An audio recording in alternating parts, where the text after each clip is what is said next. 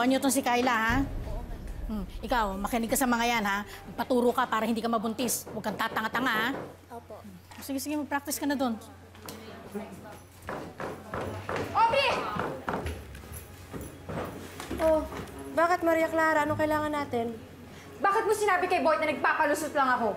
Ang totoo, ayaw ko sa kanya dahil sa kondisyon niya.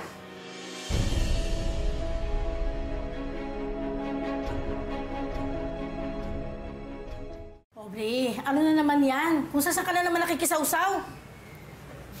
Hoy, ikaw, Carol, kung magwawala ka, lahat ng masisira mo, mababasag mo dito, babayaran mo, ha? Hindi to pelikula. Sige, bahala ka dyan, ang aga-aga.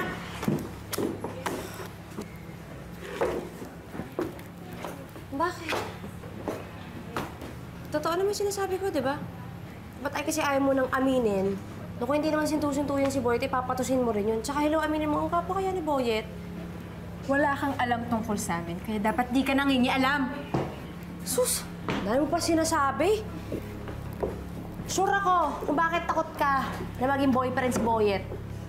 Kasi pag naging kayo, tapos nagkaanak kayo, natatakot ka na yung anak nyo maging katulad niya. Bano-bano, sinto-sinto, kulang-kulang.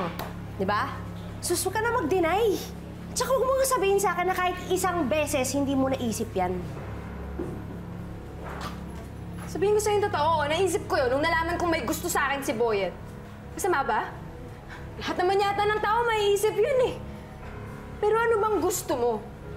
Gusto mo sabihin ko sa kanya na natatakot akong mahalin siya. Buong buhay ni Boyet, walang ginawa yung mga tao kundi paramdam sa kanya na iba siya. Ayokong maramdaman niya sa kanya dahil kaibigan niya ako. Mahal ko si Boyet kaya ayoko siyang pasay. Naiintindihan mo ba yun? Kaya uulitin ko, Aubrey. Wala kang alam tungkol sa amin. Kaya huwag kang mangialam.